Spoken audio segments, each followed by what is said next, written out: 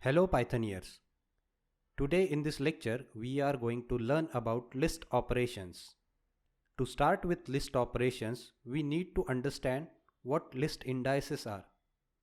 Now in list, every element of the list has its own unique index. So for example, we have taken two lists over here.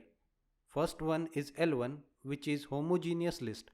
That means every element in this list has a same data type, integer. So 50, 70, 30, 20, 90 and so on. These all are integers. Then we have list L2, which is of mixed data types. That means this John is string data type. 9.8 is float data type. This is Boolean data type. And we also have a dictionary as an element in this list. There are mixed data types in this list. Now, how to count the index of a particular element or how to know the index of this particular element? So there are two ways. We have positive indexing, we have negative indexing. Now in the positive indexing, when you start counting from left to right, we consider this as a positive indexing, and negative indexing is vice versa. That is when we start to count from right to left, that is negative indexing. It is so simple. So now how do we know the index of a particular element? We always need to remember that counting in the Python always starts with 0, not from 1. It always starts with 0. So 50 is the 0th element of list L1. 70 is the first element of list L1, and we are doing it by the way of positive indexing. So in positive indexing, if we want to print 30, that means 0th, first and second element of the list, we can print it like this way: L1 and its second element. So we put it in the square brackets and we run the code. So we will come to know that second element of this list is 30. Same as if we need to print fourth element of this list, that means 0, first, second, third and fourth element of this list, which is 90, we just put here 4. Like this way we can count the index by positive indexing way. Then we have negative indexing. Now here we need to always remember that the last element of the list, because we are counting from right to left, the last index of this list is always at the index -1. So L1 minus 1, that means 33. And here 27 is of course -2. 96 is -3 and 67 is at -4th index. So let's print 16, which should be at -5th index. So I hope you understood what are list indices and how we can count list indices using positive indexing as well as using negative indexing. Now let's move to our next topic, which is list slicing. Before we start actual list operations, we need to understand how do we slice a list. Now what I mean by slice is to take a sublist from the entire list.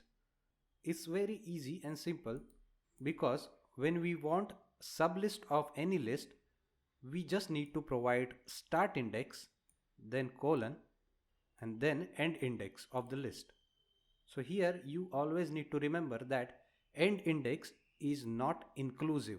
That means when we put 2, we will see that second element will get printed, but when we put 5 as end index, we will see from second to fifth only fourth element is getting printed, because 5 is a not inclusive index. So let's print this and you will understand what I am saying. Here you can see second element, which is 30, is printed, then third element, which is 20, is printed, then fourth element, which is 90, is also printed, but not the fifth element, because fifth element is not inclusive in the end index. Here we can also print from first to 10th index, and you can see the values that are printed are from first value which is 70 till the ninth value which is 67, and 96 is the 10th value. 10th is not inclusive, that's why it is not getting printed. Now we need to understand how we can use jump index in the list slicing. Now what is jump index? As the name suggests, we use the jump index to jump from particular indices of the list. So let's see how we do that. For example, we have list L1 and sublist of this L1 is from first element to 10th element, which is this. Now in this sublist of this L1, we can consider 70 as a 0th element, correct? Then 30 as a first element and 20 as a second element. So we need to remember, when we put jump index, we need to consider that indices which are divisible only by 2 will get printed. So here, if we print from first to 10th element with jump index 2, only those elements will get printed which have indices divisible by 2. That means in the first to 10th sublist, we have at the 0th index 70, we have at the first index 30, and we have at the second index 20. So 0 is divisible by 2, that's why it is printed. Then we have 20, which is at the second position of the list, which is divisible by 2. So 20 is printed. Then we have 10th, which is at the fourth index of the list. So 4 is divisible by 2. This is printed, and so on. Now in the similar situation, if we put 3 as a jump index over here, you will see the magic that 0, which is always divisible by anything. So yeah, 70 is printed. Then 1, 2 is skipped because only 3 is divisible by 3. That's why it is getting printed. Then we have 4th, 5th skipped, and 6, which is divisible by 3, is getting printed. Similarly, if we put 4 over here, you will see 70 is printed as always because it is 0th index. Then we have 10, which is printed because it is 4th index. Then we have 67, which is printed because it is 8th index and it is divisible by 4.